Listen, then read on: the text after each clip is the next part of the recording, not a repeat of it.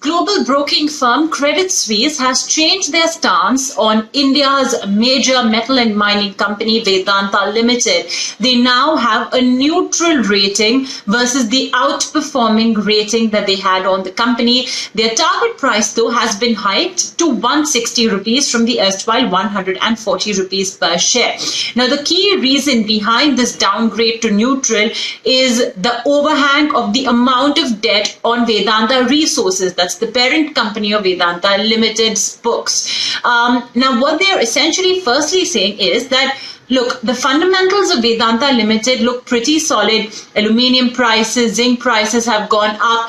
Plus, Vedanta, of course, is one of the lowest cost producers of aluminium. So, on the business fundamentals bit, things look very okay. The operations are looking good. However, at this point of time, what's overshadowing the improvement in the fundamentals of the India business is the debt on Vedanta Resources book. There is a stress of sorts on the liquidity front, and that's the reason why Credit Suisse would remain watchful on the steps that Vedanta Resources may take to ease the liquidity stress. They also, in fact, cite that fundraising bit at one of the highest ever yields, almost 14% in Asia, that Vedanta Resources did undertake. And that is something, that could sort of cap upside.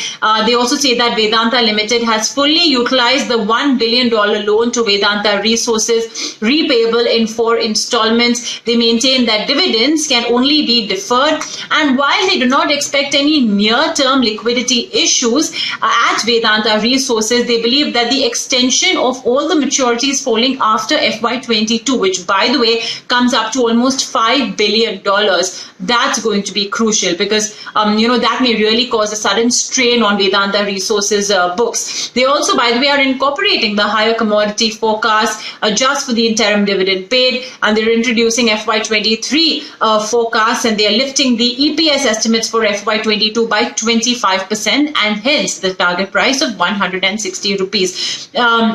So yes, any steps that Vedanta Resources may take to alleviate liquidity, liquidity stress at the company level, the bonds buyback, they are in fact even bringing to light the reported open offer for Vedanta Limited as an option being considered. Though of course we had Anil Agarwal saying that at this juncture there's no talk or no plan to increase their stake in Vedanta Limited because they don't have anything with them at the moment to be able to make an offer to Vedanta Limited. But nevertheless, Credit Suisse has mentioned this in their report.